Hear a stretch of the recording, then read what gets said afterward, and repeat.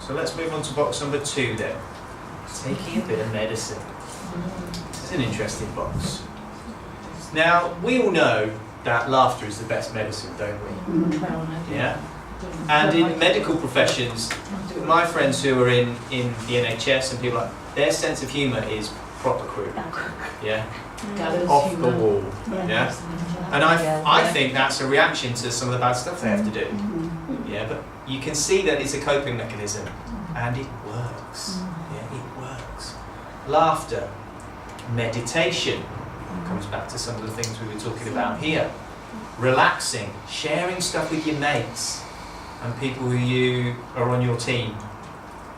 Having a break, looking at the positives, getting some downtime we talked about earlier, and logging off and shutting the phone down, giving yourself a chance to relax and a break. All of these things have been proven to keep us calm. Again, I point you to some great stuff by a lady called Amy Cuddy that's on YouTube. And she's actually proven your body can make you happier and more confident. She says, if you power pose, right, if you have a positive body language, it can improve your thinking, your emotional state, your positivity, and ultimately, things like your job prospects. She ran an experiment, and there were some candidates going for an interview for a new job. 4 of them power posed before they went in to the interview. This power pose is called Pride, but this is one of the most basic poses of humanity. It's been proven that blind people who have been blind from birth do this when they cross the finish line of a race. I haven't seen anyone else do it. This is Pride. This is the Wonder Woman. Wonder Woman. Right, so you get my point. Have a look at that. It's fascinating stuff. What's her name? Amy Cuddy. Fascinating stuff. Your body can change your mindset. Fact. Okay, all those people who went for that interview and did power posing, when they played the tapes to recruiters, they all got selected for the job, whereas the people who did negative body language, touching the neck, downward, looking down, made them feel weaker, made them react weaker in the interview, and they didn't get selected for the job.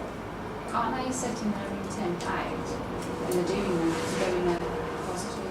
Yes, but what we're talking, that's exactly right, you're spot on. What we're talking about is using our bodies to make our minds different. Yeah? So you're right, it was preset. Whereas if your body acts weak, you will be weak, and therefore that will be the outcome, story, state of mind, strategy. Then sometimes in a difficult situation you can actually project, you can sit before you go out and go into a difficult meeting with clients or team leaders and think to yourself, well, you can project how you want it to go. Yeah. And then sometimes that's a lot better than going there negative or empty, and you're sitting there and you're absorbing it. Yeah. You're spot on. You're spot on. If you think it'll go well, the chances are you will project that, and it will be positive. It will go well. There will be a positive outcome and actions. If you think it's going to be crap and I'm going to get a kick in, guess what? That will be a self-fulfilling prophecy too. So I agree with you totally. It's that subconscious mind thing, isn't it? Feeding the right messages so that you project in a positive way, even though you're in negative. You know, you've told your subconscious mind you are positive, so you become positive. Yeah, yeah. And we've got our bodies, our voices. We can do different stuff with that. But you're right. You can train yourself to be more positive or negative. Up to you. It's a choice. So have a look through those things. What are you going to do? What's your commitment going to be? So that next time you're in this situation, you know what works best for you. What gets you out of that conflict mode? For me, it is actually having a laugh, having a joke, messing around, putting a silly hat on, whatever it might be. Doing the running man in the office. You do that. Yeah, she does. You do the running man. Great. So there's only one last thing to do if you're up for it before we break for lunch, and that is some commitment. It's okay writing it down on a piece of paper, isn't it? But until you actually say it, and look into someone's eyes and mean it, then it's only got 50% of the value, I think. So we'll see how we get on with this bit. Okay, so everyone on your feet, hold your piece of paper, look into someone's eyes. This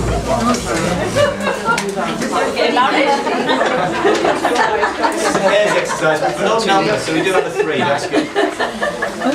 Okay, has everyone got someone's eyes to look into to commit? No. We've got another 3 here, that's fine.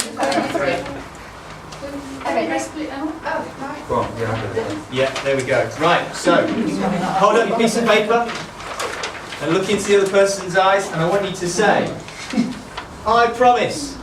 I promise to make good on my commitments on this here paper. To love and manage my inner chimp.